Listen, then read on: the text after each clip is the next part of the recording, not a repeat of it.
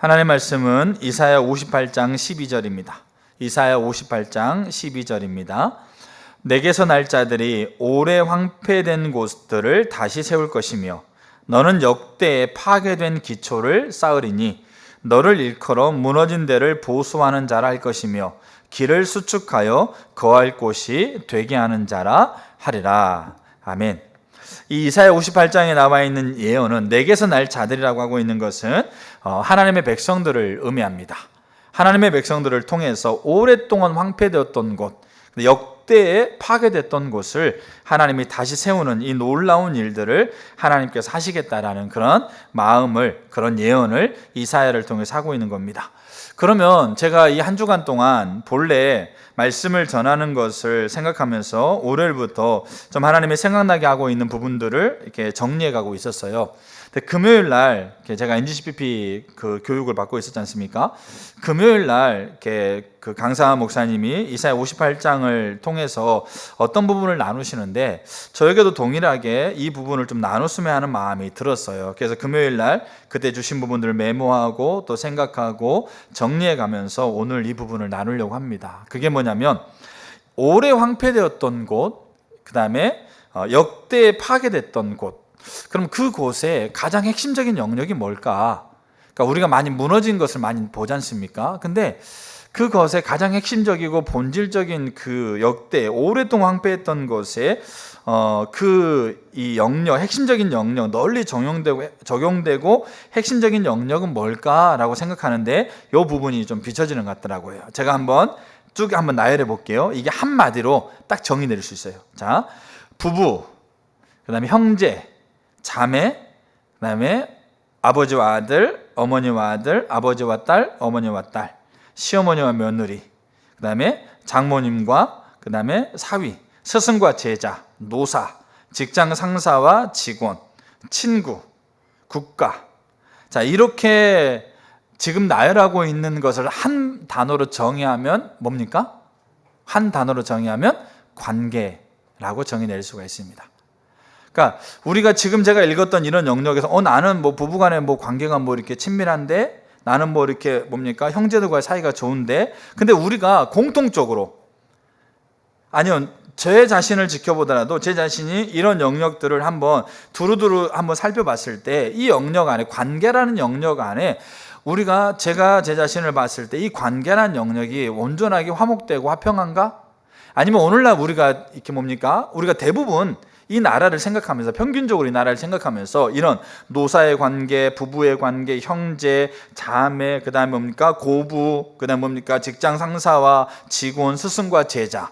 그러니까 우리가 관계라고 말하고 있는 것들이 오늘날 어떻게 좀 이렇게 화목하게 잘 되고 있다고 여기십니까? 아니면 뭔가 조금 문제가 있다고 여기십니까?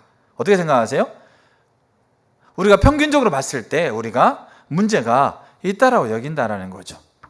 그래서 오래 황폐되었고 그 다음에 역대부터 무너져 있는 곳의 가장 핵심이 가장 널리 분포되어 있고 가장 깊게 적용되고 있는 것이 아마 관계일 거라 생각이 들었어요. 근데 문제는 뭐냐면 크리스찬들이 깨어진 관계 회복을 향한 열심, 깨어진 관계가 회복되어지는 것을 향해서 열심으로 우리가 그거를 추구함이 없이 신앙생활하는 것은 어리석다라는 거죠. 관계 회복을 위해서 우리가 노력을 가하지 않고 하나님 앞에 서는 것은 어리석은 거예요. 왜냐? 우리가 이제 살펴보겠지만 관계가 중요한 거죠. 그러니까 이 관계를 통해서 하나님이 우리에게 주실 수 있는 모든 것이 흘러가게 돼 있어요. 근데 깨어진 관계가 있음에도 불구하고 그 관계를 회복하려고 하고 있는 여러분 제가 말씀드리는 것은 하나님의 백성들은 모든 관계가 다 회복돼야 된다. 그 모든 관계가 회복되는 것이 내가 하나님의 자녀라는 것을 증명하는 거다. 그렇진 않아요. 근데 하나님의 백성이 하나님과의 관계 회복을 위해서 우리가 노력하고 애쓰고 추구하는 것이 없이 신앙생활한다? 불가능하다는 거예요. 어리석다라는 거예요. 하나님의 생명을 누리는 것이 안 된다는 거죠. 왜냐하면 그 관계 안에서 모든 것이 우리 가운데 흐르고 있으니까. 근데 우리는 오늘날 신앙인들의 삶 안에서도 이 영역들, 부부, 형제, 자매, 고부, 스승과 제자, 노사, 직장 상사와 직원, 친구, 이런 영역들 안에서 우리가 관계가 깨어지고 있는데 우리는 그것들에 대해서 어떻게 생각하는 겁니까? 대수롭지 않게 생각한다는 거죠. 여기 제가 이 관계중재도라는 책을 가져왔는데 여러분 이 책을 한번 여러분들이 정독해 보시길 바라요. 근데 이 책에서도 그런 얘기가 나와요. 아버지와의 관계가 너무 안 좋은 상태에서 이분은 신학대학 교수님이니까 신학을 공부하고 있다는 거죠. 근데 그 마음속에 어떤 마음이 들었냐면 처음에는 몇 번 관계에 대한 아버지가 자기를 버리고 떠났기 때문에 그 원망과 이런 부분에 대해서 처음에는 막 했다가 이제는 어떻게 되냐면 이제는 그게 무뎌지는 거예요. 그러면서 어떻게 하냐면 뭐 알아 잘 살겠지. 그러면서 우리의 마음속에 관계가 불편함에도 그냥 그거를 그냥 이렇게 두는 거예요. 그래서 이 상태를 계속 그렇게 유지하려고 그런다는 거죠. 그래서 조금만 건들면 뻥 터지니까. 그러니까 그냥 그대로 두는 평행선을 가지고 간다는 거. 우리가 이제는 그게 익숙한 거예요. 이제 우리가 그거를 해결해 보려고 그 관계를 회복해 보려고 하고자 하는 우리의 노력마저도 없는 거예요. 그러면 신앙생활을 해. 근데 이 깨어진 관계가 완전하게 회복돼야만 우리의 신앙이 올바르다? 여러분 그걸 얘기하는 게 아니고 최소한 신앙이라면 최소한 하나님을 믿는 사람이라고 한다면 하나님으로부터 오고 있는 우리가 믿고 있는 우리가 예배하고 있고 우리가 바라고 있고 우리가 소망하고 있는 신앙이 믿고 바라는 거잖아요.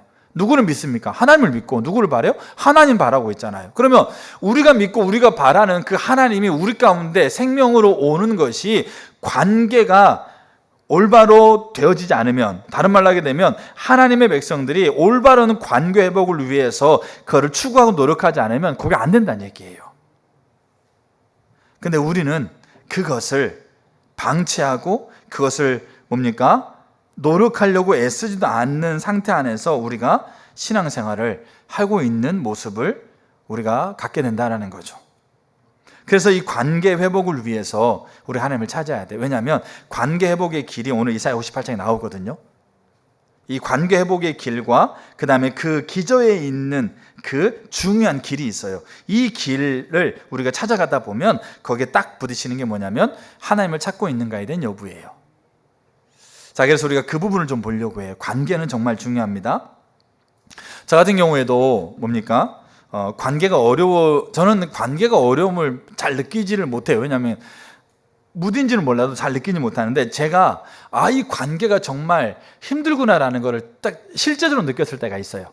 그러니까 다른 때는 이렇게 어떤 분이 또 이렇게 얘기를 하게 됐을 때 교회에서 이렇게 인사를 하는데 뭐 이렇게 뭡니까? 집사님이 내 인사도 안 받고 그냥 이렇게 쑥 지나갔어요. 그렇게 하게 되면 속으로 그거는 이렇게 그냥 그렇게 느껴지는 거지 않을까요? 이런 생각이 들었거든요.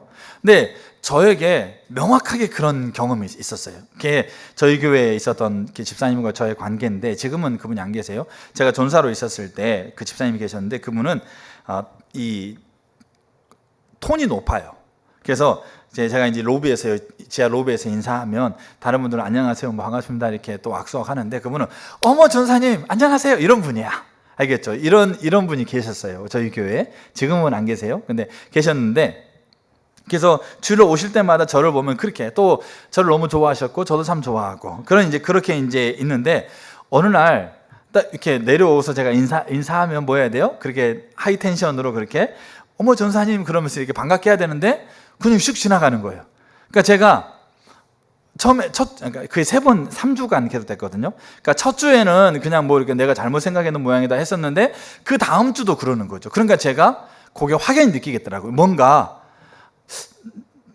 나에게는 뭐 특별한 게 이렇게 이분과의 관계에서 없었던 것 같은데 저분에게는 나의 관계에서 뭔가 이게 특별한 게 있구나라는 게 느껴졌어요. 왜냐하면 다른 분들은 다 이렇게 무대니까 모르는데 이분만은 선명해 보이는 거죠. 그러니까 3주, 그러니까 그 첫 주는 몰랐어요. 두 번째 그러니까 제 마음이 저분과의 내 관계 안에서 뭔가 문제가 있는 것 같구나라고 얘기하면서 내 편에서는 저분에 대한 어떤 생각과 이런 부분에 문제가 없는데 그렇다면 저분이 나의 관계 안에서 뭔가가 문제가 있겠구나 싶어가지고 처음에는 찾아가려고 그랬어요. 처음에 찾아가서 2주나 그랬으니까 그게 왜 그런지는 물으려고 그랬었는데 찾아가기 전에 먼저 이렇게 기도하자는 마음이 들어서 그걸 기도하기 시작했어요. 하나님, 분명히 이게 관계가 문제가 있는 것 같은데 제가 하나님 이 부분을 이렇게 어떻게 해야 될까요? 기도하기 시작해서 근데 제 마음 안에 찾아가지 말고 기다리는 마음이 계속 있었어요. 근데 그 다음 주 3주째에도 동일하게 그 일이 일어나는 거예요.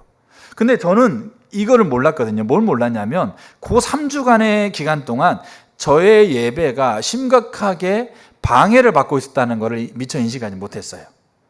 근데 3주 딱 지나고 나니까 제가 하나님께 드리고 있는 그 예배가 뭔가 불편하고 뭔가 하나님께 예배 드리고 있는 부분들이 온전하게 되어지지 못하는 걸 딱 들은 거죠. 그러니까 더 기도하면서 찾아가려고 생각하는 마음이 그 3주째 되어지니까 더 이렇게 마음이 들었었는데 계속 하나님 기다리게 하시는 거였어요. 그러니까 제가 그때 여길 때는 계속 하나님 앞에 기도하면서 하나님께서 은혜를 부어달라고 계속 하나님 뭐가 문제인지 비춰달라고 계속 기도하고 있었죠. 그러니까 제가 말씀드리는 건 뭐냐면 관계가 회복되는 것을 추구하는 노력이 필요하다는 얘기예요. 그래서 제가 그렇게 기도하고 있는데 딱 3주 지나고 4주째 되는 때 그 집사님이 저를 찾아왔어요. 저를 찾아와서 하는 얘기가 뭐냐면 본인이 저에게 화가 난 거죠. 속상한 게 있었던 거죠. 그래서 제가 무슨 일 때문에 그러냐 그랬더니 요분이 그런 얘기를 하셨어요. 뭐냐면 그 당시 담임 목사님이 그 집사님을 불렀어요. 불러가지고 그 집사님의 신앙생활에서 뭔가 돌이켜야 될 것을 얘기한 거예요. 근데 이 집사님은 그것을 누가 얘기했다고 생각한 거죠? 제가 얘기했다고 생각한 거였어요. 제가 이제 이 전도사를 있으면서 이제 교회 지체들의 상황들을 이렇게 보고하고 그런 게 있으니까 그 집사님이 가지고 있는 것들을 제가 목사님한테 얘기해가지고 목사님이 본인한테 돌이키라고 얘기하는, 여러분 누가 얘기했든지 간에 돌이킬 걸 얘기하면 돌이키셔야 되는 거예요. 근데 저에 대한 속상한 마음, 섭섭한 마음이 들었던 거죠. 그래가지고 얘기를 한 거였어요. 속상한 마음이 있었다. 근데 계속 뭡니까? 그 마음 가운데 저를 봐도 반갑지 않고 그랬었는데 그 집사님도 기도하는 분이고 하나님 사랑하는 분이니까 계속 하나님 마음에 부담을 주시는 거예요. 그래가지고 3주째 되는 그 이후에 저에게 찾아와가지고 사과라는 마음을 주신 거죠. 그래서 저에게 와서 사과하면서 얘기했을 때 저는 금식 전문이거든요. 제가 뭐 이렇게 그 어떤 사건이 하나 있었는데 그분에 대해서 이렇게 목사님에게 뭐 이렇게 그 보고도 하지 않은 상태. 근데 그것을 그렇게 했다라고 오해하면서 저에게 얘기를 했을 때 저 또한 전혀 그런 게 없었고 그렇게 얘기 나눈 적이 없었다고 이러면서 이제 오해가 풀리면서 관계가 회복된 거예요. 그러니까 지금 제가 말씀드리는 부분은 뭐냐면 우리가 관계가 오래 황폐되었던 역대 파괴되었던 것을 하나님께서 너를 통해서 난 자들을 통해서 어떻게 하시겠다는 거죠? 회복하고 세우겠다라는 거죠. 그리고 그 뒤에 보게 되면 너를 일컬어서 무너진 데를 보수하는 자를 할 것이다 라고 얘기하는 것은 뭐냐면 관계 달인이 되게 하겠다는 얘기예요. 누구를 통해서요? 너를 통해서. 너는 하나님의 백성들을 얘기하는 겁니다. 근데 문제는 우리가 관계가 깨어져 있는 거예요. 관계가 깨어져 있는데 이 관계의 깨어짐을 회복하려고 하는 노력조차도 하지 않아. 그리고 신앙생활 한다고 해? 여러분 이거는 올바르지 않는 거예요. 이건 어리석은 거예요. 그러니까 관계 회복의 결과 여부에 상관없이 우리 하나님의 자녀들은 뭘 해야 되느냐? 이 관계가 회복되는 것에 모든 것을 다 해서 그 관계 회복을 위해서 노력해야 된다고요. 그것이 우리 가운데 지금 필요한 거예요. 그리고 오늘 지금 여기 앉아 계시는 저를 비롯해서 한 분 한 분들 관계를 한번 생각해 보세요. 부부, 그 다음에 뭡니까? 자녀와의 관계, 그 다음에 뭡니까? 시어머니의 관계, 장모님과의 관계, 장인어른과 관계, 노사하게도 직장 상사의 관계, 이런 것들 한번 여러분들 한번 돌아보세요. 그러면 불편한 게 여러분 가운데 있는데 내가 아무것도 그것을 위해서 기도하지도 않고 노력하지 않는다? 우리 신앙은 올바르지 않는 거예요. 성경은 분명하게 그 부분들을 우리에게 말씀하고 있다는 거죠. 왜 그러냐? 이 관계가 너무 중요하기 때문에 그래요. 그래서 이 관계 회복을 위해서 우리가 실제적으로 필요한 길을 이사야 58장에 얘기하고 있고 그 이사야 58장의 그 실제적인 길의 기저, 가장 바탕에 깔려 있는, 여러분 우리가 법이라고 하고 있는 것은 그 정확한 어떤 뭡니까? 그 원칙과 기준을 갖잖아요. 근데 여론이 법을 만듭니다. 문화가 법을 만들고, 그러니까 진리가 여론에 의해서 다수에 의해서 진리가 결정되면 안 되잖아요. 근데 그렇게 되어지고 있는 게 오늘의 현실이에요. 그러니까 우리는 지금 우리의 감정이라든지 네가 잘못했네, 내가 잘못했네, 네가 잘못했으니까 내가 당연히 그렇게 할 수밖에 없었어, 이거를 따지는 게 아니고 성경적인 관점에서 분명한 것은 관계 회복은 매우 중요한 부분이고 관계가 매우 중요한 부분이어서 우리가 관계 회복을 위해서 하나님의 자녀가 모든 노력을 다해야 된다는 게 진리인 거예요.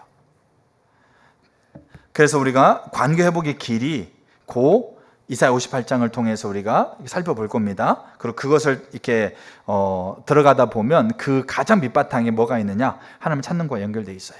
자, 그 부분을 좀 이렇게 나누려고 합니다. 첫 번째, 관계의 중요성입니다. 관계의 중요성.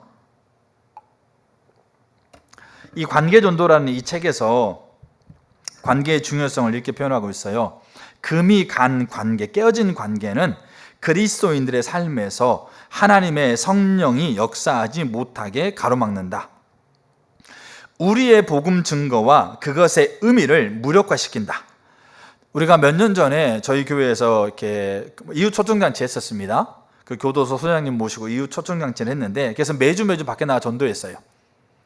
우리가 전도해야 돼요. 그리고 전도 매주 나가서 우리가 전도하는 일들을 이제 우리가 실제적으로 더 이렇게 세워가야 돼요. 전도위원회 같이 기도하고 있고, 우리가 이렇게 빨리 좀 이렇게 실행해야 될 부분들 더 보이는 것 같아요. 이 지역 주민들을 만나고 이들에게 복음을 전하는 게 우리에게 필요해요. 근데 그렇게 이 초청잔치 했었을 때요, 길거리 지나다니는 분들 또 이렇게 가게 또 놀이터 가가지고 다 초청했어요. 그때 어떤 분이 지나가면서 그런 얘기, 나 예수 안 믿는다, 나 교회 안 가. 그러니까 왜 그러세요? 그랬더니 그때 누구 얘기를 들었냐면, 대한민국에서 매우 잘 알려져 있는 목사님 이름을 댔어요. 저 교회 목사 때문에 나 교회 안 간다. 여러분, 그분이 그 목사님 만나본 적도 없어요. 그분이 그 교회 다녀본 적도 없고, 근데 TV에서 어떤 그분이 가지고 있는 뭔가 이렇게 조금 이렇게 부정적인 부분들, 그런 부분들이 딱 이렇게 비춰진 거죠. 그래서 야, 저 사람이, 야, 저 목사 때문에 나 교회 안 간다, 이런 얘기 하고 있는 거예요. 그러니까 그게 자기의 핑계거리고, 자기가 뭐 교회 안 간다고 하고 있는 모면거리일 수 있는 거죠. 근데 문제는 심각하게 우리가 생각해봐야 그거예요. 본인이 만나본 적도 없고 가본 적도 없고 그냥 TV에서 보고 있는 저 사람 때문에 자기가 교회 안 간다고 얘기하고 있는 그 사람이, 그 사람과 관계 맺고 있는 사람들 안에서 교회 있는 사람들이 하고 있는 행동 안에 영향을 받을까요, 안 받을까요? 받게 돼 있다는 얘기예요. 분명하게. 그래서 여기 말하고 우리의 복음 증거, 그리고 그것의 의미를 무력화시켜 버린다는 거죠. 생명 자체를 완전히 무력화시켜 버리는 게 뭐냐면 관계가 깨어졌을 때 그렇다는 얘기예요. 그래서 뿐만 아니라 이분 얘기하고 있는 게 뭐냐면, 우리가 속한 세계 전체를 채우고도 남을 하나님의 우물을 막아버린다. 그래서 하나님의 우물이 계속 흐르게 하기 위해서는 그리스도인 된 우리가 모든 깨어진 관계를 바로 잡아야 한다. 그러니까 모든 깨어진 관계를 바로 잡으려고 뭐 하셔야 돼요? 그걸 추구하고 온 힘을 다 쏟아야 된다는 얘기예요. 모든 깨어진 관계가 회복돼야만 그리스도인이다, 이걸 얘기하고 있는 게 아니란 얘기입니다. 우리가 가지고 있는 태도와 자세가 정말로 하나님을 사랑하고 하나님을 믿고 바란다고 한다면, 그 내가 믿고 바라는 하나님의 생명이, 그 차고 넘치는 생명이 막혀버리는 그 일들을 해결하기 위해서, 그 우물이 계속 쏟아나기 위해서 우리는 깨어진 관계를 바로 잡으려고 노력해야 된다는 얘기예요. 내가 아내와 딸을 사랑하지 않고 내 관계의 이 동심원, 원 안에 있는 사람을 사랑하지 않는다면 나는 제대로 하나님을 사랑하는 것이 아니다.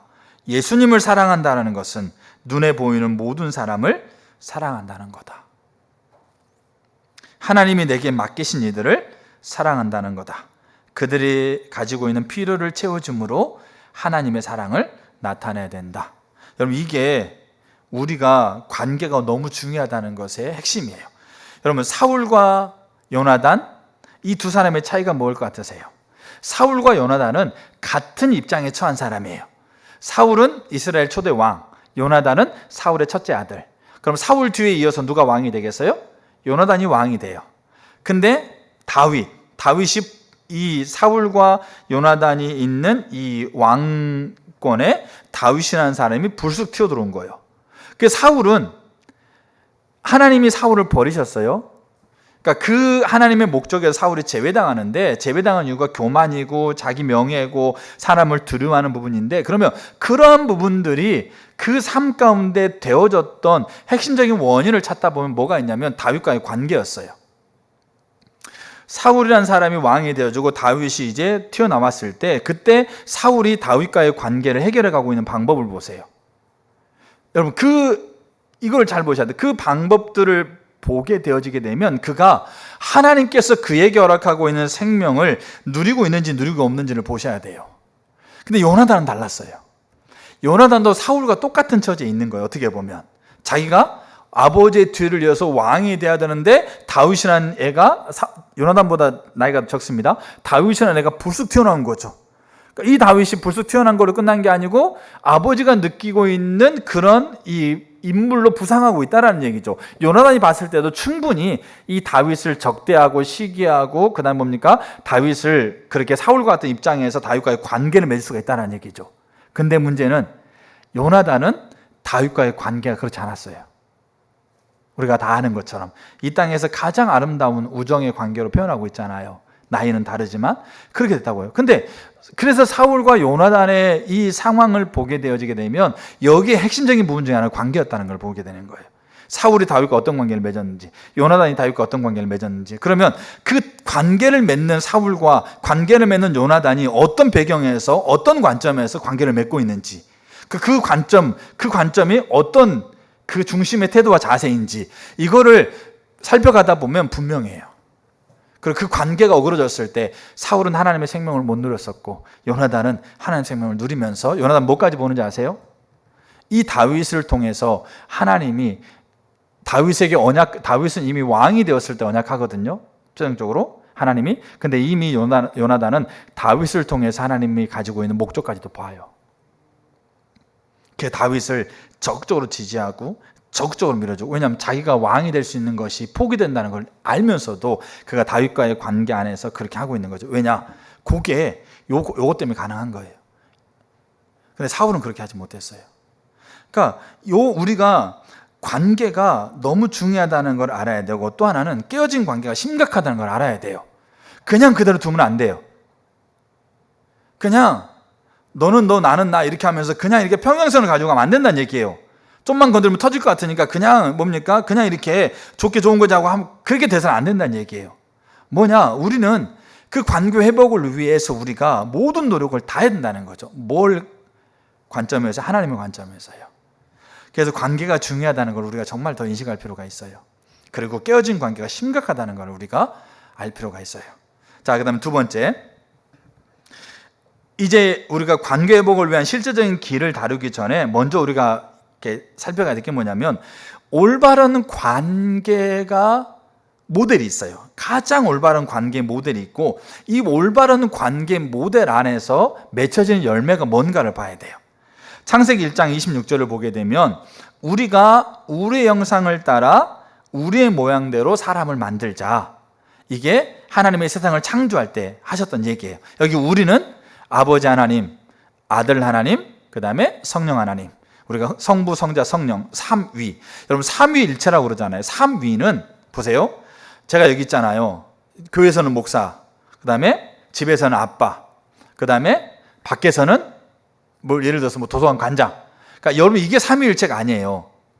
그러니까 저라고 하는 사람이 역할만 다른 것뿐이지 이건 삼위일체에 대한 설명이 아니에요. 고체, 액체, 기체. 알겠죠? 굳으면 고체, 그 다음에 녹으면 액체, 그 다음에 뜨거워지면 수증기, 기체. 여러분 이게 삼위일체를 얘기하고 있는 게 아니에요. 똑같은 물질이 변화를 하는 게 삼위일체가 아니에요. 삼위일체는 비밀이에요. 우리가 다 설명할 수도 없고 이해할 수도 없어요. 근데 정확한 뜻은 이래요. 세 분, 아버지, 예수님, 성령님이 독립적인 인격으로 계세요. 100% 독립적인 인격으로 계시되 이분들은 100% 하나예요. 이게 삼위일체예요. 우리는 이렇게까지만 설명할 수밖에 없어요. 그리고 이것이 비밀이에요. 근데 여기 보면 우리가 우리의 형상을 따라 사람 만들자 그랬어요. 그래서 우리는 누구를 의미하겠어요? 성부, 성자, 성령인 이 삼위격이신 이 하나님을 지칭하는 거죠. 근데 우리가 우리 형상을 따라 사람을 만들자라고 해서 만들어진 존재가 누굽니까? 아담, 사람입니다. 그러면 이 사람을 하나님께서 표현할 때 뭐라고 표현하셨어요? 심히 좋다라고 표현한 거예요. 심히 좋다라고 표현하는 거죠. 그럼 제가 한번 여쭤볼게요. 자, 하나님이 아담을 창조하시고 세상을 창조하시면 좋았더라, 좋았더라, 좋았더라 얘기하죠. 그 다음에 특별히 사람 만들면서 심히 좋았더라 이렇게 얘기하거든요. 그러면 심히 좋았더라고 하나님이 말씀하시는 요 시점이 이 순서대로 자, 요 시점이 하나님이 아담을 창조하고 아담이 하나님의 말씀대로 선악과 안 따먹고 그 다음에 에덴 동산에서 하나님 말씀대로 잘 그렇게 살아가니까 그러니까 참 좋다, 참 심히 잘 만들었다 이렇게 얘기했을까? 아니면 아담을 하나님께서 딱 처음 만든 그 순간 하나님이 심히 아름답다고 얘기했을까? 자, 첫 번째 같아요? 두 번째 같으세요? 두 번째예요. 그 말은 무슨 말이냐면 요게 삼위일체가 갖는 가장 완전하고 가장 만족되어 있는 관계 안에서 내려진 열매이기 때문에 이 존재는 어떤 것의 행동의 여부와 상관없이 존재 자체로 뭐 하는 겁니까? 좋고 존재 자체로 귀한 거예요. 그래서 인간이 가치 있는 거예요. 그래서 우리가 이 존재가 귀한 거예요. 가치 있는 거예요. 이 부분을 뭐라고 표현하냐면 이 팀 켈러 목사님이 왕의 십자가라는 책에서 삼위일체 하나님이 사랑의 춤을 춘다 이렇게 표현해요. 사랑의 춤을 춘다. 그리고 사랑의 춤을 추는 결과 세상을 창조했고 인간을 그 사랑의 춤을 추는 곳으로 인간을 초청하고 있다. 그래서 인간이 가치 있고 소중하다 이런 얘기를 하는데 이분이 이런 표현을 써요. 저도 이 부분을 좀 약간 이렇게 알아가고 있어요. 제가 NGCPP 하면서 한 타임을 어떤 목사님 사모님이 강의를 했어요. 강의하면서 이렇게 어떤 한 목사님한테 이렇게 물어보더라고요. 목사님은 아내를 사랑하세요? 그러니까 목사님이 제가 아내 사랑하죠. 진짜 사랑한 관계가 너무 좋아요. 사랑하는 관계예요. 그래서 물어봤어요. 그럼 아내를 전적으로 모든 것 다 사랑하세요? 이렇게 물어보았어요. 그래서 좀 멈칫하더니 네, 전적으로 사랑합니다. 그렇게 얘기를 했어요. 첫 번째, 두 번째 질문. 저도 옆에서 이제 전적 떨어져 들었는데 저 질문을 저도 내가 아내를 사랑하냐? 사랑하지. 아내를 내가 전적으로 모든 것 다 사랑하냐? 모든 거 사랑하지. 이렇게 딱 이제 저도 동의가 됐어요. 근데 그 세 번째 질문이 딱 걸리더라고요. 세 번째 질문 뭐냐? 그러면 지금 아내 사모님에게 불편한 점이 있으세요? 딱 물어보더라고요. 그러니까 목사님이 갑자기 대답을 못해. 왜냐하면 불편한 게 있거든요. 불편한 게. 그래서 우물우물 하다가 내가 아내한테 불편한 게 있는데요. 그러니까 사모님이 정색하면서 그러면 목사님이 아내를 모든 것에 대해 전적으로 사랑한 게 아니라고. 그러니까 저도 생각해 보니까 저도 아내한테 불편한 게 있거든요. 많지는 않은데 제가 어떤 상황이 되면 불편하거든요. 어떤 부분이. 왜 굳이 그렇게 해야 돼? 이거 안 하고 그냥 하면 안 되겠어? 뭐 이러면서 제 안에 불편한 게 있더라고요. 그러니까 제가 아내를 모든 것 다 해서 전적으로 사랑한다고 생각하고 있지만 사실은 그 아내를 존재 자체가 사랑스럽고 귀한 존재이기 때문에 그 아내를 사랑하는 게 지금 제 안에서 안 되고 있는 것이 보인 거예요. 그 사모님 하는 얘기가 뭐냐면 자신은 지금 자신의 남편 목사님을 그렇게 존재를 다해서 사랑하는 것이 되어주고 있습니다. 그렇게 얘기를 하더라고요. 그리고 그 사랑이 이제는 성도들에게 흘러갑니다. 그 얘기를 하면서 제가 그 말의 의미를 좀 알겠더라고요. 그 말의 의미를 내가 이 아내가 아니면 자녀가 아니면 지체가 그냥 존재 자체, 하나님이 아담을 창조하고 아담을 지켜봤어요. 선악과 따먹는지 안 따먹는지, 아니면 이 에덴 동산에서 내 말대로 잘하고 있는지 안 하고 있는지, 말은 욕은 하고 있는지 안 하는지 어떤 생각 지켜보다가 얼마 전에 지켜보고 난 다음에 심이 좋구나, 정말 내가 잘 만들었구나, 이렇게 하지 않았다고요. 그럼 어떻게 했겠어요? 만든 그 즉시 이는 심이 좋고 심이 아름답고 존귀하다라고 얘기하고 있는 거예요. 그러니까 이 부분을 얘기하면서 이 왕의 십자가라는 책에서 이렇게 얘기했어요. 아버지와 아들과 성령은 서로 상대방을 중심으로 돌아간다. 상대방을 찬양하고 상대방을 높인다. 그렇게 서로에게 찬양과 사랑을 아낌없이 주기 때문에 삼위일체 하나님은 지극히 행복하다. 당신도 한번 생각해 보라. 그러니까 요 말이 제가 이해가 되더라고요. 당신이 너무도 사랑하고 존경하는 사람이 있는데 그 사람에게 무엇이든지 해주고 싶은 마음이 있는데 그 상대방도 당신에게 똑같은 마음을 품고 있다면 기분이 어떨 것 같은가? 기분이 어떨 것 같으세요? 행복하죠. 만족하죠. 내가 너무 사랑해서 내 모든 것을 주고 싶은 마음을 가지고 대하는데 그 상대방도 그러는 거예요. 그 결혼이 그거잖아요. 그렇게 하다 우리 평생 같이 살자 해서 결혼인 거잖아요.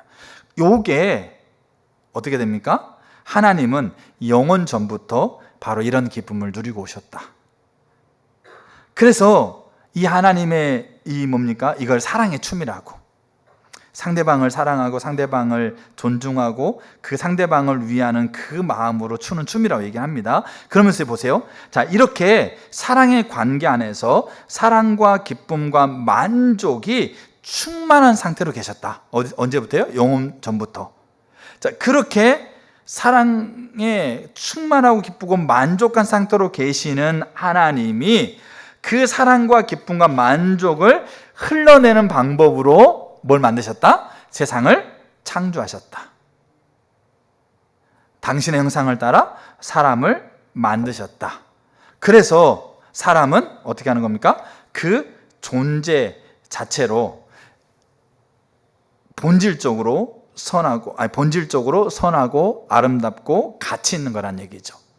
그게 하나님의 이 삼위일체의 가장 완전한 연합 가운데서 그 사랑의 관계 안에서 그것들을 흘러보내서 만들어진 공간과 그 공간에 둔 인간이란 얘기예요.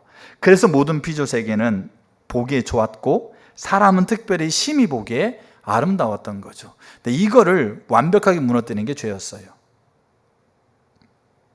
그래서 우리는 그렇게 하나님과 이 삼위일체에 가지고 있는 완벽한 연합 가운데서 만들어져 있는 존재라고 하고 있는 것이 성경이 말하고 있는 진리인 거예요. 우리는 이 부분들이 실제적인 관계 회복을 위한 길을 살펴가기 전에 우리가 그 다음에 우리 관계 안에 있는 자들이 이런 자라는 것을 우리가 분명하게 하나님과의 삼위일체 연합 안에서 우리가 그 사랑의 결과물로서 우리가 그런 존재라고 하고 있는, 그래서 우리는 가치 있다라고 하고 있는 것을 우리가 이해할 필요가 있다라는 겁니다. 자, 세 번째, 이제 실제적으로 관계 회복을 위한 길을 좀 보려고 합니다. 두 가지를 보려고 하는데, 하나는 이사야 58장에 나와 있는 실제적인 길, 그 다음에 이제 이 관계가 가지고 있는 이 두 가지, 우리는 두 가지 관계를 가지고 있어요. 이 두 가지 관계를 가지고 우리가 관계 회복을 위한 실제적인 길을 보려고 하는데, 이사야 58장에서는 간단합니다. 관계 회복을 위한 실제적인 길을 얘기해 주고 있는데 간단합니다. 긍정적인 것을 추구하고 부정적인 걸 버리면 돼요. 긍정적인 것을 추구하고 부정적인 걸 버린다. 마치 도덕시험 같죠? 근데 그 말이 성경적인 관점에서 우리가 어떤 관점인가를 볼 필요가 있어요. 자, 첫 번째 뭐냐면 이사야 58장에서 관계 회복을 위한 실제적인 길 첫 번째가 뭐냐면 뭐를 추구하셔야 돼요? 긍정적인 영역을 추구하시는 거죠. 그럼 긍정적인 영역을 추구한다는 말은 뭐냐면 상대방의 필요를 채워주는 거예요. 그러니까 우리가 상대방의 필요를 채워주기를 추구하셔야 한다는 얘기예요. 상대방이 가지고 있는 요구를, 상대방의 원함을 채워주는 게 아닙니다. 상대방이 가지고 있는 필요를 채워주는 거예요. 그게 긍정적인 요소예요. 그래서 이사야 58장 한번 볼까요? 자, 3절 한번 보세요. 3절. 우리가 금식하되 어찌하여 주께서 보지 아니하시오며 우리가 마음을 괴롭게 하되 어찌하여 주께서 알아주지 아니하시나이까. 그러니까 이스라엘 백성이 금식했어요. 이스라엘 백성이 금식하면서 뭐 했습니까? 하나님 앞에 자신이 가지고 있는 마음 괴로운 것들을 하나님 앞에 가지고 갔어요. 근데 금식하면서 하나님 앞에 서는데 하나님이 알아주는 것 같아요? 못 알아주는 것 같아요? 못 알아주는 것 같아요. 그러니까 본인 스스로 느낄 때에도 막 금식하고 있는데 그 어떤 문제가 있었겠죠. 그 문제를 위해서 금식하고 있는데 하나님이 못 알아주는 것 같아요. 그래서 하나님 앞에 얘기하는, 왜 우리의 마음을 몰라주세요? 왜 우리가 이렇게 금식하고 있는데도 하나님은 알아주지 않으세요? 이 말은 뭡니까? 왜 하나님이 내가 원하는 거 안 해주세요? 이런 얘기잖아요. 쉽게 말해서. 그때 하나님께서 금식을 얘기하면서 이제 그 6절 한번 보세요. 6절. 내가 기뻐하는 금식은 이렇게 돼 있죠. 내가 기뻐하는 금식은 흉악의 결박을 풀어주며 멍에의 줄을 끌어주며 압제당하는 자를 자유케 하며 모든 멍에를 꺾는 것이 아니겠느냐. 또 줄인 자에게 내 양식을 나누어 주며 유리하는 빈민을 집에 들이며 헐벗은 자를 보면 입히며 또 내 권륙을 피하여 스스로 숨지 아니하는 것이 아니겠느냐. 이렇게 하나님께서 기뻐하는 금식에 대한 얘기를 해요. 우리는 이 말을 가지고 이렇게 이해합니다. 우리가 하나님께 금식하면 하나님께서 기뻐하는 금식을 우리가 하게 되면 하나님이 흉악의 결박을 풀어주는구나. 내가 지금 경제적인 문제가 있습니다. 내가 지금 치유의 문제가 있어요. 우리가 하나님 앞에 금식하고 하나님 앞에 기도하고 서면 이 경제적인 문제가 흉악이고 멍해니까 이거 풀어주겠구나. 내 치유의 문제가 흉악의 결박인데 하나님께 이거 치유해 주겠구나. 우리 이렇게 생각한다는 거죠. 근데 이 말은 원론적으로 그 의미가 아닙니다. 그러니까 하나님께서 우리에게, 근데 여기 8절을 보게 되면 그리하면 내 빛이 새벽빛 같이 비칠 것이며 내 치유가 급속할 것이며, 이러면서 하나님께서 하고 있는, 하나님이 우리에게 생명을 허락하고 있는 것들을 약속하고 계세요. 근데 그 앞에 하나님이 기뻐하는 금식에 대한 부분들이 마치 내가 금식하면 내 문제, 내 경제, 내 치유, 내 자녀 문제를 억압과 결박을 풀어주겠다, 이런 것으로 우리가 이해하는데, 이 말은 그런 말이 아니란 얘기예요. 그럼 이 말은 어떤 배경에서 우리가 이해를 해야 되냐면, 자, 3절 다시 한번 돌아가 보세요. 3절 하나님이 그렇게 얘기를 해요. 왜 알아주지 않습니까? 그랬을 때 하나님이 3절 후반부 이렇게 얘기합니다.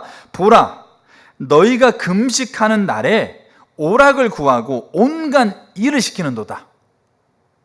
보라, 너희가 금식하면서 논쟁하며 다투며 악한 주먹으로 치는도다. 너희가 오늘 금식하는 것은 너희의 목소리를 상달하게 하려는 것이 아니니라.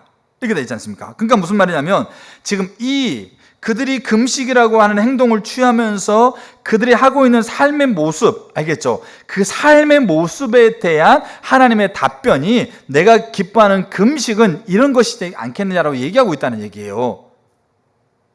흉악의 결박을 풀고 멍에를 끊고 압제를 풀고, 그 다음에 줄인 자들이 양식을 나눠주고 빈민한 자를 집에 들이고 헐벗은 자를 보면 입히고 너의 골육, 너의 관계 안에 있는 자들을 피하지 않고, 이런 것들이 하나님이 기뻐하는 금식이라는 얘기예요. 그럼 이 말은 무슨 말이겠어요? 이들이 지금 이런 필요가 있다라는 거잖아요. 관계 안에 이스라엘에, 지금 이 얘기하고 있는 이스라엘 백성 관계 안에 헐벗은 자, 멍에가 있는 자, 줄인 자, 굶주린 자들, 그러니까 이들이 필요가 있는 자들이 있었을 때 이들의 필요를 채워줘야 된다. 그게 하나님이 기뻐하는 금식이고, 그게 여기 너의 빛이, 너의 치유가, 그 다음에 하나님의 공의가 앞에 서고 하나님의 영광이 뒤에 호위한다, 하나님의 생명을 누리는 그 일들이 가능해지는 그 실제적인 길이라는 거잖아요. 그래서 우리는 긍정적인 것을 추구할 때 뭡니까? 사람을 향해서 이렇게 칭찬해주고 이런 것들을, 간단한 그런 얘기, 도덕적으로 그런 얘기하는 게 아니고, 그 상대방이 가지고 있는 그 필요를 채워주려고 해야 돼요. 노력해야 돼요. 근데 문제는 뭐냐면, 그 상대방이 갖는 필요를 누구의 관점에서 봐야 된다고요? 하나님의 관점에서 봐야 돼요. 하나님의 관점에서. 내 관점에서가 아니고 하나님의 관점이에요. 이게 핵심이에요. 그래서 이 관계중심전도라는 책에 제가 읽어드릴게요. 제가 이 책에서 몇 가지 예화를 제가 읽어드릴 텐데, 그 포스트가 없어가지고 이 편지 봉투를 찢어가지고 이렇게 붙여놨는데 제가 읽어드릴게요. 자, 어떤 얘기냐면, 자, 젤이라는 사람이 이야기가 나와요. 이 사람이 어느 날, 이분은 이제 낮에는 일하고 밤에는 신학교 다니는 분이에요. 이 교수님, 신학교 교수님이니까. 근데 이분이 이제 그 집이 멀기 때문에 직장까지 오토바이를 타고 다녀요. 오토바이를 타고 이렇게 와가지고 주차장에 딱 주차해놨는데, 자기 옆에 자기 오토바이, 똑같은 오토바이가 있는 거죠. 근데 그 오토바이에는 이 백미러, 한쪽 백미러가 없었던 거예요. 그래서 이제 직장 마치고 나오니까 자기 오토바이에는 백미러가 없고 그 옆에 있는 오토바이에 백미러가 있는 거예요. 근데 이 백미러가 누구 백미러예요? 본인 거예요. 근데 다 똑같은 제품이니까 이렇게 내 건지 아닌지 어떻게 하느냐. 근데 이분은 그 자기 물건에다가 자기 이름을, 이니셜을 써놓은 거죠. 그래서 이제 백미러 분명히 없었는데 있길래 한번 보니까 그 백미러가 이니셜을 자기 건 거죠. 그러니까 그 말은 무슨 말이겠어요? 옆에 주차해놨던 사람이 자기 거 빼갖고 자기 거 달아놓은 거죠. 근데 안 도망가고 가만히 있는 건 신기한 거예요. 그래가지고 너무 화가 나가지고 뭐 했냐면, 일단 자기 백미러 뺐어요.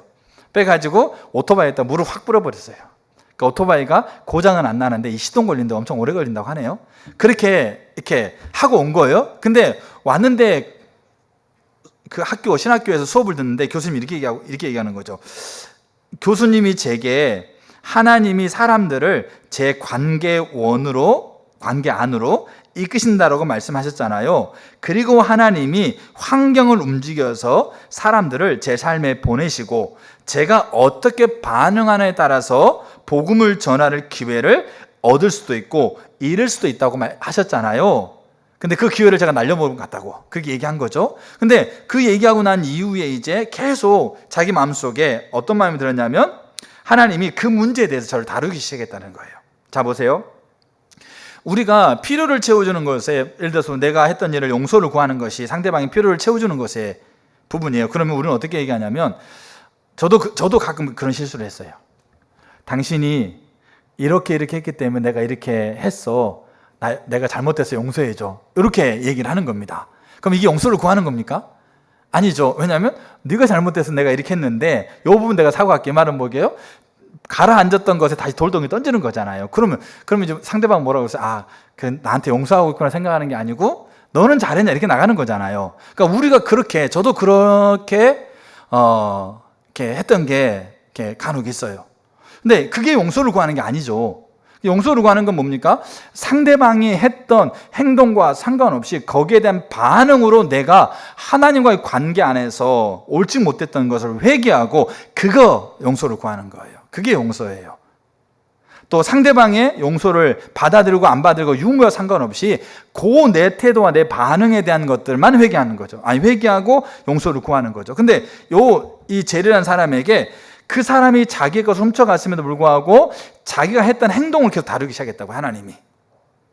그럼 우리는 그렇게 저 사람이 훔쳐가서 내가 그렇게 할 수밖에 없었다라고 하는 게 아니고 계속 다루시는 거죠. 그 마음을 계속 하나님이 지적하시는 거죠. 그래서 어떻게 해야 될까요? 했더니 이 목사님이 성령님은 뭐라고 말씀하시던가요? 성령님 물어보세요.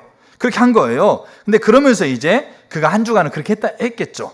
그 다음 주에 그분이 학교에 와가지고 이 얘기를 하고 있는 거죠. 자, 어떻게 얘기를 하냐면, 자, 그러고 나서 이제 그 다음날 오토바이가 또 서 있는 거예요. 그 오토바이가. 참, 그 미국 사람 참 신기한 것 같아. 오토바이가 서 있는데, 요 분이 그 사람에 대한 원망과 이렇게 분노가 아니라 그 딱 오토바이에 서 있었을 때, 그 하나님 앞에 그렇게 기도했다는 거죠. 나는 이 사람을 내 친한 친구처럼 대하기는 합니다. 그리고 이 사람에게 필요가 있다라는 것을 하나님 저에게 보이시고 제가 그에 동참하기 원합니다. 그렇게 기도하고 마음을 먹고 있는데 거울을 훔친 것 보니까, 그리고 거울이 없었대. 그러니까 거울이 필요하구나 해가지고 이분이 이제 그 가게 가가지고 자기가 똑같은 거울을 사봤어요. 그래가지고 거기다가 딱 설치를 해놓은 거죠. 그 쪽지를 썼어요. 뭐라고 썼느냐? 당신이 내 거울을 훔쳤다라는 걸 알고 있습니다. 제가 당신의 오토바이에 물을 뿌린 사람입니다. 하지만 예수 그리스도와 맺은 관계 때문에 저는 예수님이 제 삶에서 그런 태도, 알겠죠? 그런 태도를 용납하지 않으실 것을 압니다. 그렇게 쪽지에 썼어요. 그리고 이름하고 연락처를 두고 갔어요. 근데 그 다음 날 이 사람이 전화 온 거예요. 전화하는데 참 이게 저 읽으면서 너무 웃겼어요. 이분이 이렇게 전화하면서 이렇게 말하는 거죠. 제 평생에 수없이 도둑질을 했는데 이런 반응을 한 번도 본 적이 없습니다. 그러니까 수없이 도둑질을 했는데 이런 반응을 한 번도 본 적이 없습니다. 혹시 저에게 시간을 내줄 수 있을까요? 그렇게 해가지고 그날 밤에 전화 받고 그날 밤에 이 제리 아파트에서 이 사람 만났어요. 만나서 얘기하면서 결론이 뭐냐? 그 사람이 무릎을 꿇고 자신의 삶을 예수님께 드렸습니다. 얘기하고 있는 거예요. 긍정적인 것을 추구한다라는 것은 무조건 착하게 대해주고 무조건 선하게 대해주는 것을 얘기하는 게 아니에요.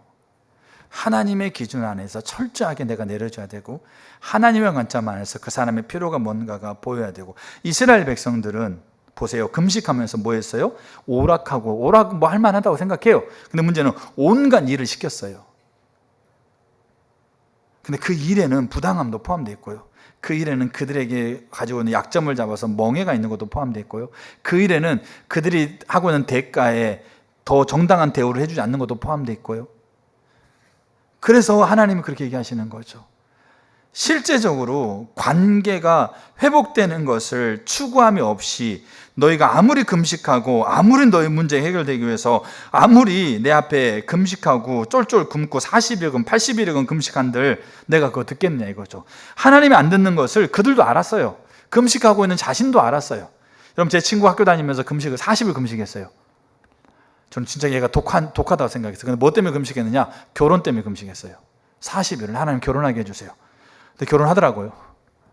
저보다 7년인가 먼저 결혼했는데 저보다 생긴 것도 엄청 못생겼어요. 저는 결혼을 해도 쟤보다는 빨리 하겠다는 생각을 했는데 7년. 근데요, 학교 다니면서 공부하면서 금식을 하는데요, 몸이 막 그냥 막 빼빼 말라 40일 금식했다니까요. 근데 금식하고 하는 사람이 얼마나 절박하겠어요. 얼마나 자기의 모든 걸 끊고 죽을 각오로 하나님 앞에 서고 있잖아요. 근데 금식하고 있는 나도 하나님이 안 듣고 있는 걸 알아. 하나님이 쳐다보고 있지도 않는 걸 한다고요. 그러니까 얼마나 이들이 화가 나서 하나님 왜 안 쳐다보세요? 왜 안 들어주세요? 왜 이렇게 하세요? 라고 묻는 거잖아요. 근데 하나님은 거기에 뭐라고 얘기하냐면 금식하고는 행동이 좀 더 정성이 없다 이렇게 얘기하고 있는 게 아니라 그들이 삶의 태도에서 관계를 어떻게 바라보고 있는가를 말씀하고 있는 거예요. 그 관계 안에서 그들이 하나님의 관점으로 상대방의 필요를 채워주기를 위해서 전심을 다해 노력하고 그렇게 애쓰고 힘을 써가는 것이 하나님이 기뻐하는 금식이다. 그렇게 되었을 때 너에게 새벽빛이 비칠 것이고 치유가 급속할 것이고 하나님의 공의가 앞에 서고 하나님의 영광이 뒤에서 호위할 거다. 여러분, 이 말씀을 하나님 하신다는 얘기예요. 그렇다고 한다면 오늘 우리가 나는 지금 아까 부부, 형제, 그 다음에 고부, 이런 것들 얘기했을 때 나는 몇 가지는 괜찮을 수 있어요. 근데 우리의 삶 안에서 불편한 게 있을 수 있지 않습니까? 관계 안에서 불편을 겪고 있는 게 있을 수 있잖아요. 그때 어떻게 하세요? 그때 우리가 어떤 태도와 자세를 취하고 계세요? 그것을 실제적인 그 관계 안에서 실제적으로 필요를 채우기 위해서 긍정적인 것을 추구하기 위해서 하나님 앞에 기도하고 계세요?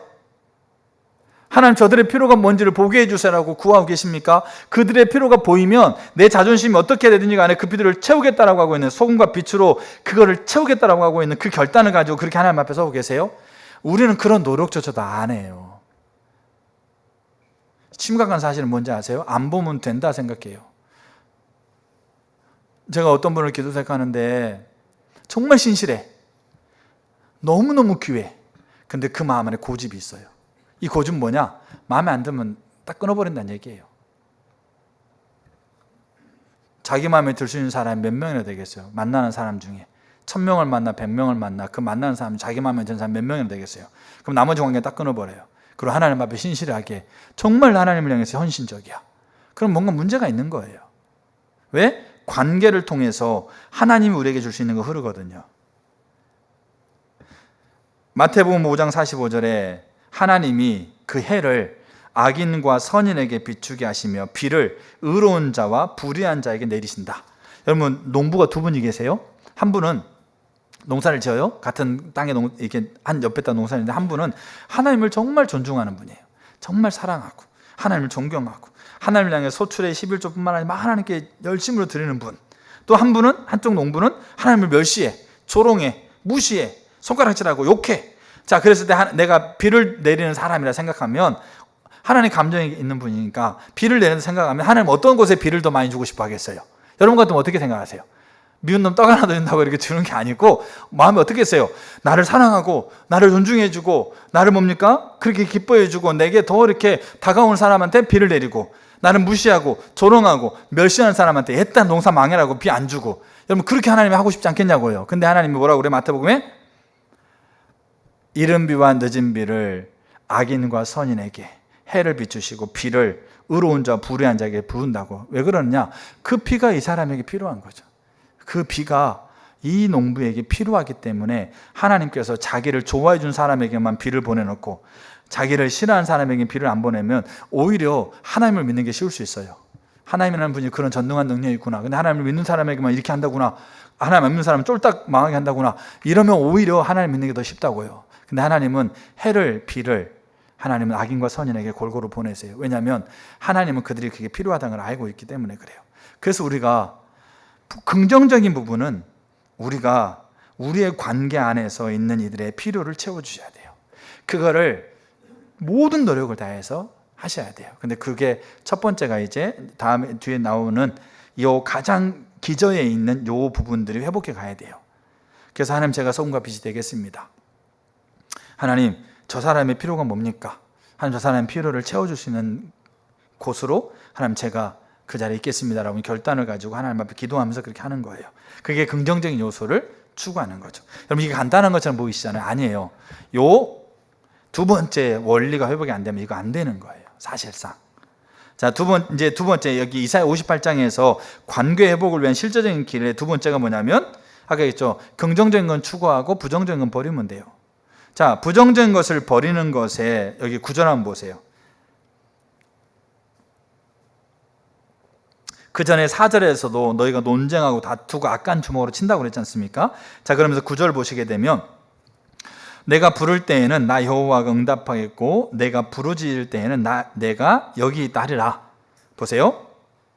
하나님이 긍정적인 걸 추구하는 이들에게 하나님 반드시 응답하겠다고 말씀하시는 거예요. 부를 때 내가 여기 있다라고 자기의 존재를 분명하게 드러내겠다는 거죠.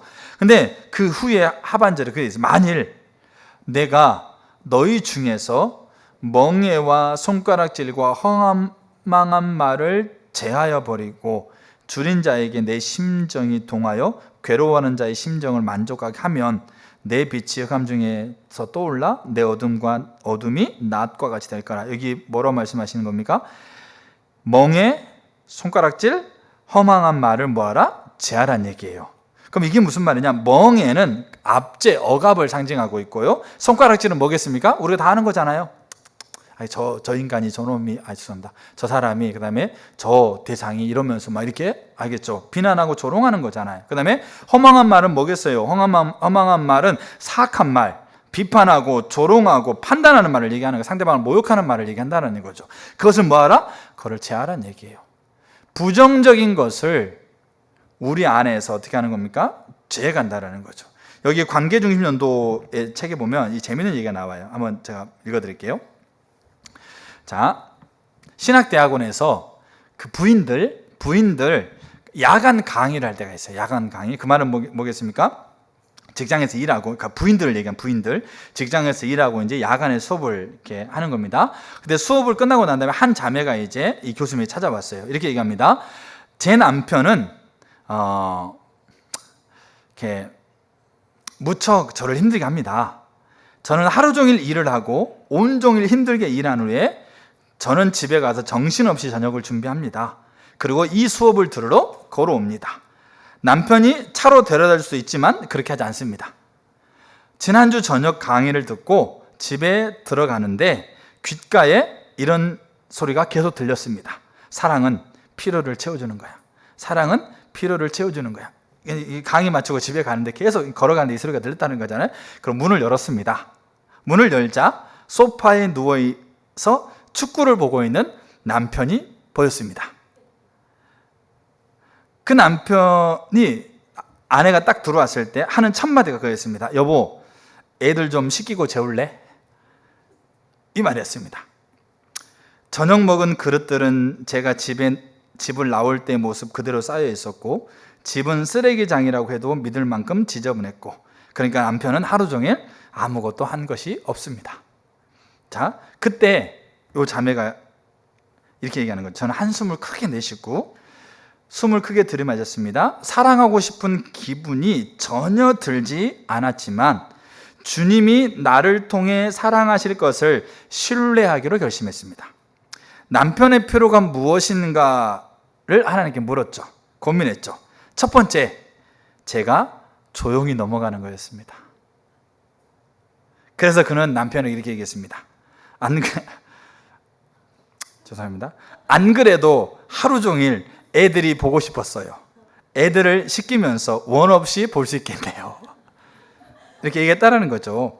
그리고 그녀가 옷을 갈아입으러 그럼 뭡니까? 아이들 방으로 들어가는 동안 화장실에서 물소리가 들렸습니다. 남편은 이미 아이들을 씻기고 있었습니다. 남편은 말했습니다. 여보, 당신이 이 녀석 물기를 좀 닦아줘. 난 다른 녀석을 마저 씻길게.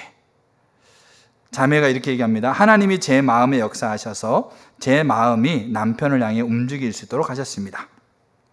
요즘 남편과 저는 서로 신경이 곤두서 있었습니다. 하지만 그 모든 긴장감이 일순간 사라져버린 것 같았습니다. 그러니까 이게 뭡니까? 부정적인 걸 제거한 거였어요. 부정적인 것. 그때 문 열고 들어갔을 때 딱 느낌 아시죠? 랄랄랄랄랄랄 이러면서 이제 온갖 그냥 하이톤으로 그냥 쏟아내는, 우리가 자녀한테 그렇게 할 수도 있죠. 또 우리가 부부에서 남편도 아내에게 남편에게 뭡니까? 시어머니는 며느리에게 또 뭡니까? 이렇게 직장 알겠죠? 그러니까 온갖 가지고 있는 부정적인 것들을 쏟아내려고 했을 때 그때 그것을 제하는 거예요.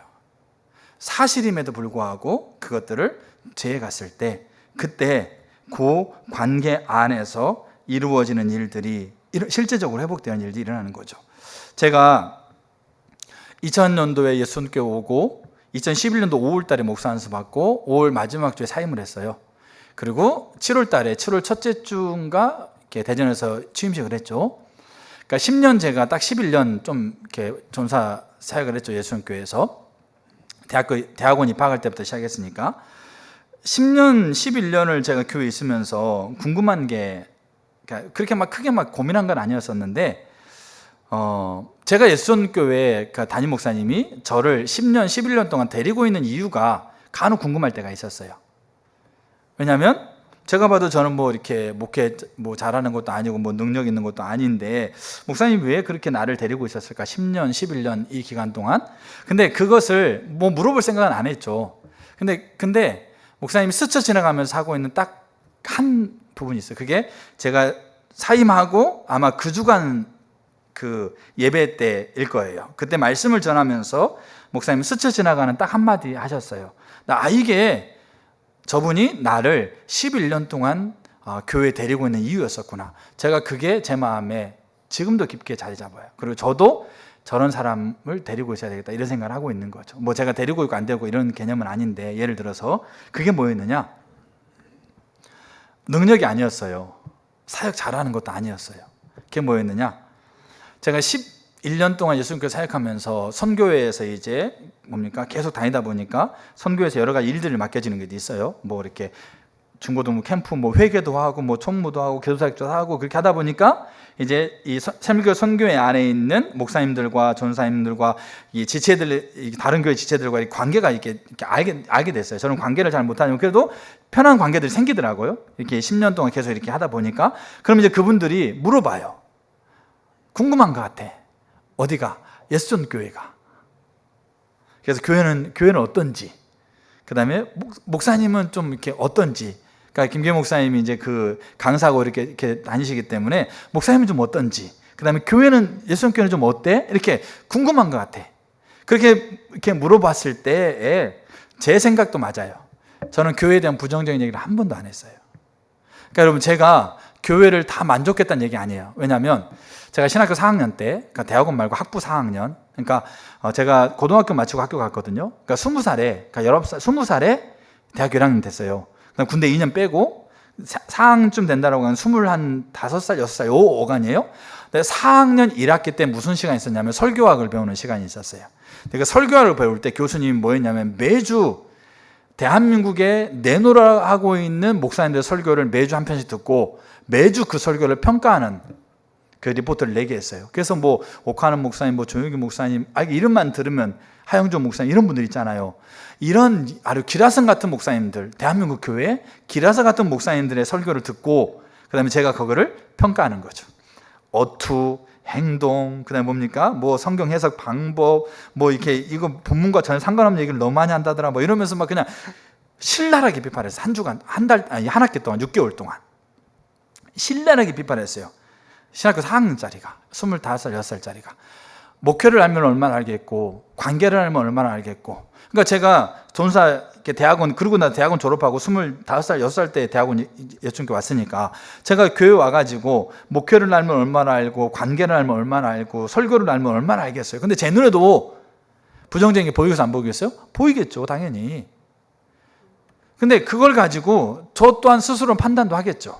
저게 문제고, 목사님 저런 부분 좀 이렇게 좀 이렇게 안 돼, 고쳐야 될 것 같은데, 막 이런 부분들, 내가 하면 잘할 것도 아닌데, 저는 그 자리에서 그렇게 하고 있었다는 얘기예요. 근데 그걸 입 밖으로 한마디 안 꺼냈어요.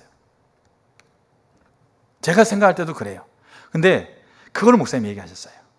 이 전사가 이게 말이라는 게 이게 다 들리는 거냐. 내가 요 사람한테 비밀이라 얘기했는데 좀 지나서 요쪽 사람이 나한테 내가 했던 걸 비밀이라고 얘기하는 거잖아요. 요게 한 바퀴 돌아가지고 나한테 오는 거잖아요. 요게 말인 거잖아요. 그러면 다 듣고 있는 거죠. 그 선교의 관계 안에서, 목사님들과 이런 이 관계 안에서 나에 대한 부분들을 다 듣고 있겠죠. 또 물어보기도 했겠죠. 근데 그 부분들이 얘기해 가는 가운데서 교회의 부정적인 얘기를 한마디도 안 한다는 얘기를 듣는 거예요. 그러니까 저도 실제적으로 그랬고, 근데 그게 저를 11년 동안 예수전교회 전도사로, 그러니까 능력도 이렇게 사역도 제대로 하지 못하고 실수도 많이 하고 이런 부분이 있던 전사를 11년 동안 데리고 있고, 목사 안수 주고, 그 다음에 후임으로 갈 교회도 김경현 목사님이 기도해 보라고 해서 시작된 부분이고, 그래서 제가 대전에 그렇게 내려간 거예요. 그러니까 6년 대전 목회에 왔거든요. 그때 6년 대전 제가 목회하면서요, 성도들의 부정적인 부분이 보여도 제가 그거를 거의 얘기하지 않았어요. 근데 그게 제가 대전에 내려갔을 때 대전에 있는 교회가 하나 되는 결정적인 이유였어요. 제 눈에 보이거든요. 왜냐하면 그 목사님이 은퇴하시는 과정 안에서 여러 가지 교회가 어려움들이 있던 게 눈에 보이거든요. 보이죠, 금방. 행동하는 것들이 분명하게 부정적인 것들로 서로 간에 쏴대는 거 눈에 보이죠. 그럼 제가 거기서 가르치려고 하지 않았어요. 그 사랑으로 품고, 사랑하는 모습으로 대하고, 용납하고, 받아들이고, 같이 그렇게 어떨 때는 그거를 제 잘못으로 여기고 같이 사과하고, 그런 부분들이 있었다고. 근데 그게 결정적이었어요. 그 교회에서 최소한 제가 섬기고 있는 그 대전에 있었는 교회에는 최소한 그게 교회가 하나 되는 결정적인 계기였고, 그 교회가 하나 되어져서 이제 하나님의 뜻과 목적을 향해서 완벽하게 턴하고 실제적인 한 걸음을 걸어가려고 하는 그것을 고민할 때 제가 이쪽으로 온 거예요. 그러니까 지금 제가 말씀드린 게 뭐냐면, 우리가 평가를 내리는 것을 우리가 하지 말자, 이걸 얘기하고 있는 게 아니에요. 근데 우리가 가지고 있는 언어, 생각, 사람과 관계에서 우리가 하고 있는 모든 것들을 한번 보시게 되면 얼마나 많이 손가락질하고 멍이하고 허망한 것들이 세상에 천지예요. 근데 거기에 그리스도인도 빠지지 않아요. 교회 안에서 목회자와 지체, 지체와 지체, 교회 안에서의 관계도 얼마나 그게 천지인지 몰라요. 그래서 어떤 사람이 환상을 꿨을 때 사단이 하나님 교회를 대적할 때 사단이 쓰고 있는 무기가 하나님의 사람들의 말을 화살로 쏜다잖아요. 우리가 부정적인 것들을 평가를 내리고 우리가 어떻게 돌아가야 될지를 고민하고 이거를 전혀 하지 말고 그냥 다 예의하자, 이게 아니지 않습니까? 근데 정확한 거는 뭐냐면, 우리가 실제적인 관계 회복의 길을 위해서 상대방의 필요를 채우는 것을 우리가 해가되 우리 안에 부정적인 것을 우리 가운데 제하는 분이 필요하다는 거죠. 그래서 하나님께서 멍에와 손가락질과 허망한 말을 제하여 버리고, 줄인 자들에게 너희 심정이 동하며 네가 동일하게 괴로워하며 내 뜻을 구하면 너에게 너의 빛이 흑암 중에 비칠 것이고 너의 어둠이 빛이 될 거라고 얘기하지 않습니까? 이건 하나님의 약속이에요. 여러분, 그렇기 때문에 우리가 부정적인 부분들을 제하셔야 돼요. 이게 실제적인 길이에요. 그리고 자, 이제 이사야 58장 이 두 부분이에요. 그 다음에 이제 제가 관계 회복에 대한 실제의 길을 나눌 때 첫 번째 이사야 58장에 대한 부분이에요. 정말 우리가 긍정적인 부분을 추구하고요, 부정적인 부분을 제하셨으면 좋겠어요. 제발 사단의 도구가 되어져서 사단이 쏘는 불화살의 도구로 내가 사용되지 않았으면 좋겠어요. 정말 우리가 하나님 앞에서 범죄하지 않았으면 좋겠어요. 이 부분은 우리에게 너무 필요한 거예요. 부정적인 요소를 제해가는 겁니다. 여기 이사야 58장의 실제적인 관계 회복의 길이에요. 자, 두 번째, 그러면 이 큰 두 번째로 이제, 그러면 실제적인 관계 회복 안에서 우리가 또 하나, 우리가 이게 이제 표면적인 부분을 한다면, 이제 요 표면적인 부분을 이제 이게 배후에 있는, 기저에 있는, 우리가 말할 때 우리 말에는 우리의 생각이 들어가 있고 우리의 가치가 들어가 있어요. 내가 어떤 걸 선택할 때 선택의 기준이 우리가 가지고 있는 가치와 문화가 들어가 있다고요. 그러니까 우리가 이 지금 긍정적인 부분을 추구하고 부정적인 부분을 제하려 간다고 했을 때 우리가 가지고 있어야 될 이 기저에 들어가 있는 것을 봐야 돼요. 그게 뭐냐면, 인간은 관계가 두 가지 관계를 맺고 있어요. 두 가지 관계.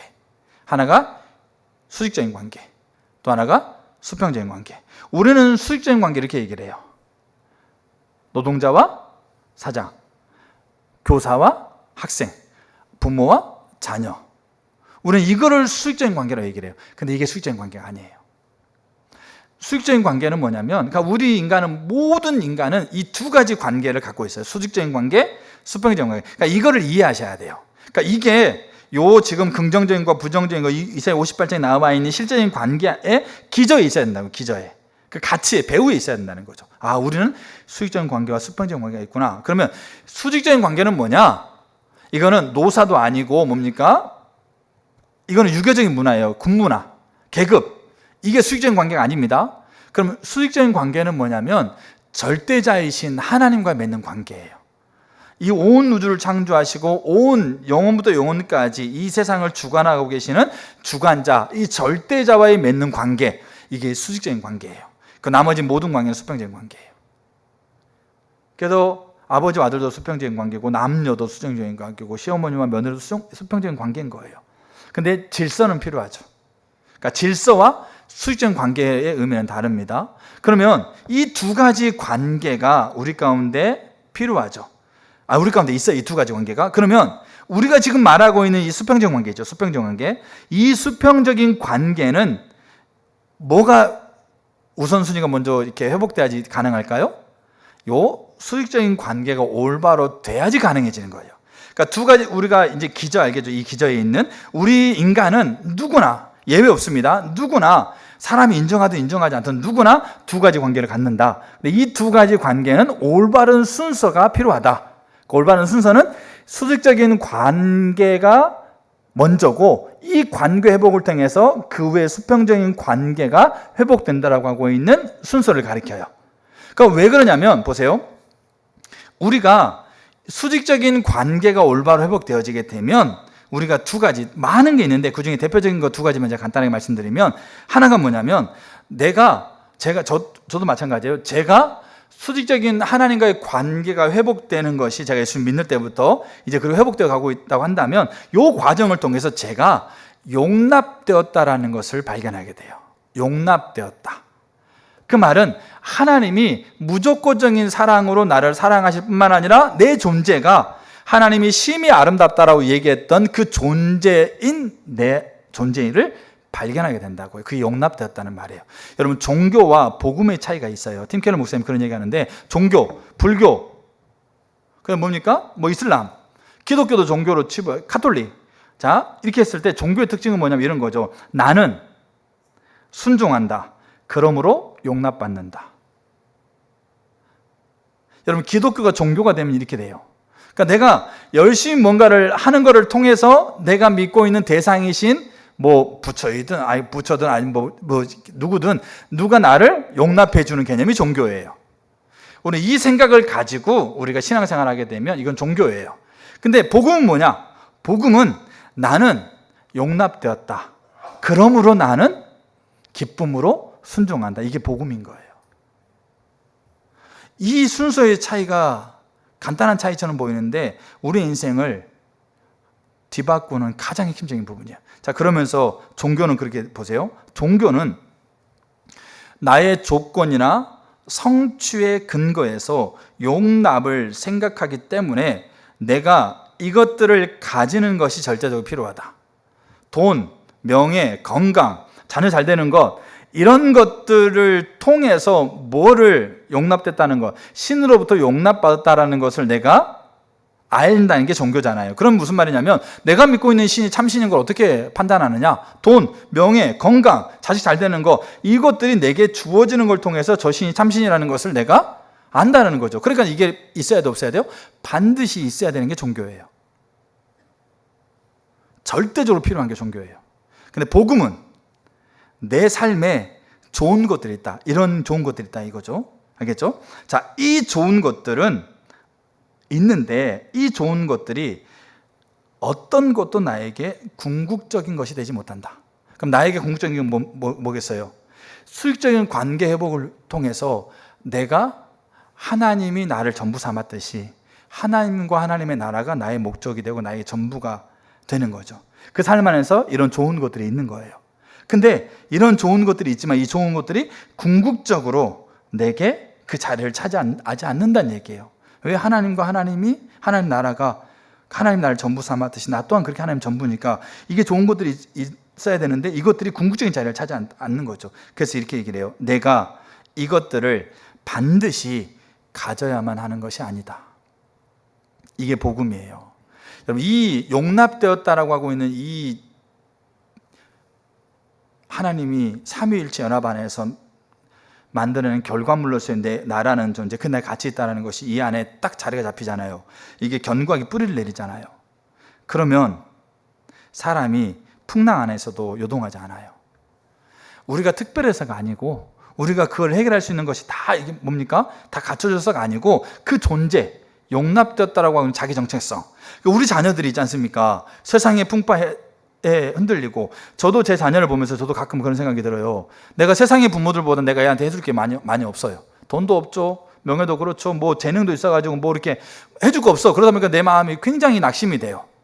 아, 내가 지금 정말 못난 부모구나. 정말 내가 부족한 부모구나라는 것이 막 확 들어올 때는 이게 막 거침없어요. 내 자신이 그렇게 못난. 그러다 또 어느 사람한테 그런 얘기 한번 들었어. 다 막 무시하고 이런 거 들어서 그럼 더 막 내 자신이 비참해지는 거죠. 그럼 뭐 어떻게 해요? 나 살 의미가 없어. 나는 정말 부모도 아니야. 나는 쓸데없어. 이렇게 생각이 들어가면서 어떻게 하겠어요? 결국은 자기 삶을 해라. 마음대로 하자. 아니면 난 할 필요가 없어. 요게 선택이 되는 거잖아요. 요게 스스로 본인 스스로 이걸 선택하고자 하는 사람이 아무도 없어요.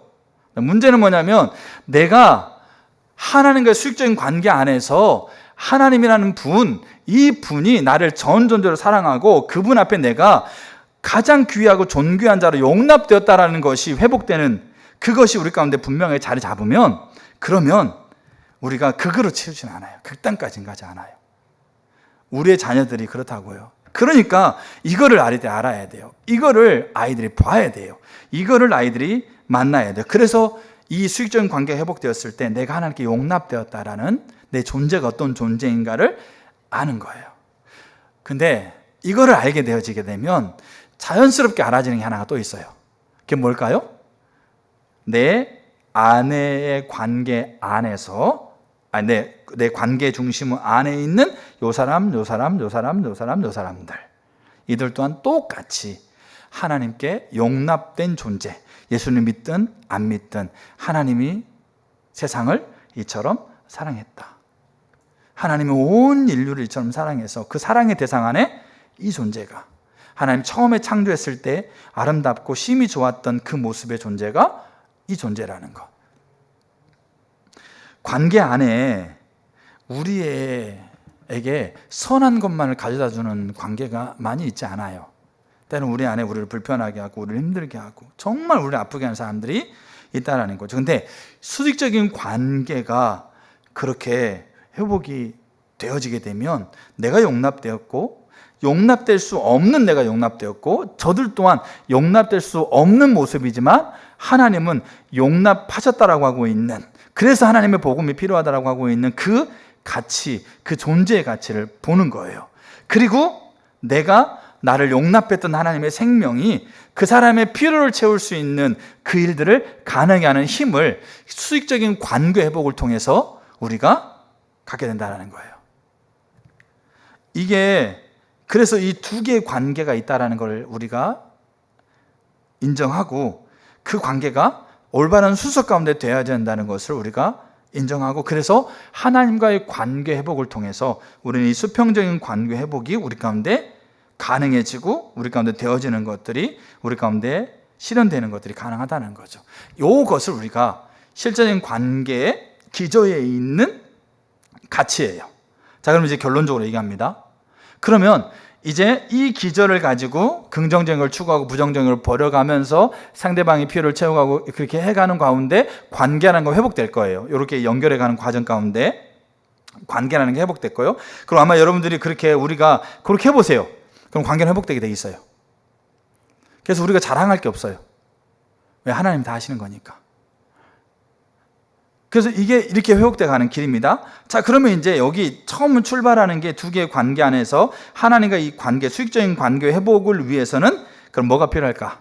뭐가 필요할까요? 그래서 하나님 찾는 게 필요한 거예요. 그래서 하나님 찾는 게.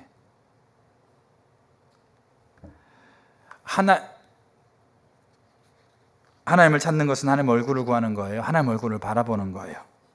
팀 켈러 목사님이 하나님 얼굴을 바라보는 때 내가 용납되었던 것과 용납될 수 없는, 사랑받을 수 없는, 용서받을 수 없는 나인데 하나님이 자기의 전부를 용납했고 동일하게 사랑받을 수도 없고 용납받을 수 없는 저 존재를 하나님이 용납받았다는 것을 내가 본다. 내가 그걸 배운다. 그렇게 얘기하면서 그리스도의 얼굴에 시선이 고정될수록, 고정하면 용납할 수 없는 것을 받아들이는 것도 가능해진다. 이렇게 표현하고 있는 거죠. 그럼 이 그리스도 얼굴에 시선을 고정한다는 말을 우리는 다른 말로 뭐라고 표현할까요? 하나님을 찾는다는 말로 표현합니다. 그래서 하나님을 찾는 게 뭐와 연결되어 있어요? 관계 회복과 연결되어 있어요. 우리는 이 깨어진 관계를 방치하면서 신앙생활 안 돼요. 외식이에요. 금식하는 자들 우리보다 훨씬 더 열심히 금식하고 그렇게 안식일을 지켜가잖아요. 근데 하나님이 얘기하잖아요.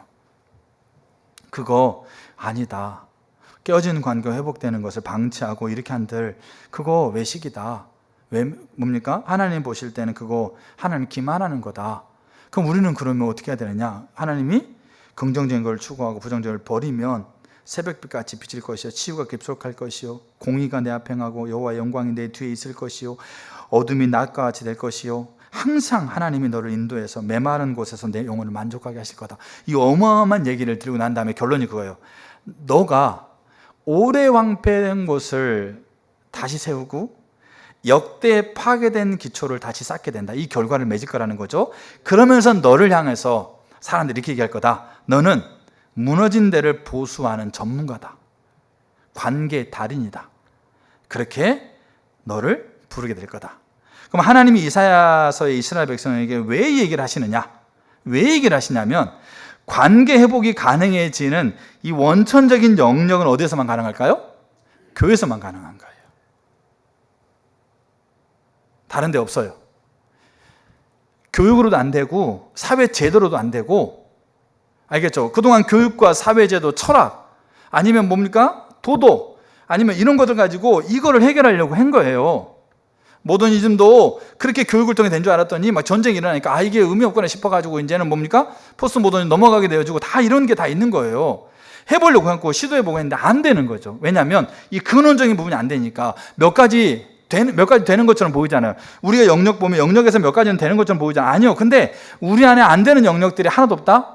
여러분 그렇게 우리가 말할 수 없는 거예요. 이 세대가 안 되는 영역이 하나도 없다? 말할 수 없는 거예요. 왜? 이 근원적인 영역이 여기서부터 해결돼야지 이제 그게 해결되는 거니까. 그러니까 유일한 소망은 어디밖에 없어요? 하나님의 이름을 부르는 하나님의 백성들밖에 없는 거예요. 지금도 마찬가지예요. 지금도 이 관계, 오래 황폐했던 것과 역대 파괴된 것을 하나님이 다시 쌓는 일들은 어디만 가능할까요? 교회만 가능한 거예요. 참된 교회만 가능한 거예요. 하나님의 참된 자녀들에게만 가능하다는 얘기예요. 그래서 하나님의 자녀들을 통해서 근원적인 관계를 회복시켜 가는 거예요. 표면적인 관계를 회복하는 것도 안 믿는 사람 다 잘합니다. 성격이 좋고 나쁜 면에 대해서 다 합니다. 근데 그들이 가지고 있는 그들의 목적, 그들이 추구하고 있는 바가 딱 무너지는 상황에서 딱 걸렸을 때 그들은 그거 포기할 수 없게 돼 있어요. 왜 그러냐? 이 근원적인 것들이 안 되니까 그런 거예요. 근데 딱 한 것만 가능한 거죠. 그게 교회인 거예요. 하나님의 성전이 거하는 교회. 저 여러분들이 한 사람 한 사람이 교회. 그래서 하나님이 이 얘기를 이스라엘 백성들에게 하시고, 그래서 하나님의 자녀들은 관계 전문가가 되는 거예요. 예수님이요? 관계 전문가였어요. 예수님 어디까지 해결하시는 거예요? 하나님과 우리 사이의 가장 근원적인 죄의 문제가 해결해버리잖아요. 탁월하신 관계 전문가였어요. 그렇다고 한다면 우리가 하나님께서 우리에게 일을 하기로 하세요. 저는 우리 예수님교회가요 관계를 다시 돌아봐야 한다고 생각해요. 정말로 우리가요 진짜 실제적으로 진지하게 관계를 돌아보셔야 돼요. 그러니까 깨어진 관계가 있으면 내가 신앙생활 잘못한다, 여러분 그런 차원으로 접근하는 게 아니고, 깨어진 관계에 내가 어떻게 대하고 어떤 노력을 가하는가에 대한 이 부분으로 접근하시면 좋겠어요. 그 나머지는 하나님께 맡기세요. 이 관계 중전도 책에 나오고 있는 놀라운 관계 회복에 대한 예들을 보면 너무 부러워요. 진짜 이런 일이 실제로 일어날까? 근데 이 사람이 거짓말 쓰고 있는 거 아니잖아요. 그러면 이런 일들이 우리 가운데 없으니까 우리는 그러면 뭐 이렇게 하나님 신앙 잘못하고 있는 건가? 여러분, 그렇게 결과론을 가지고 접근하는 게 아니고 내가 거기에 어떻게 반응했는가에 대한 부분들을 먼저 하나님 앞에 결단하셔야 돼요. 우리가 이 부분으로 하나님께서 우리를 초청하고 있다고 저는 분명히 확신합니다. 저 또한 그렇게 하려고 하나님 앞에 결단할 겁니다. 예, 우리 같이 이렇게 기도하겠습니다.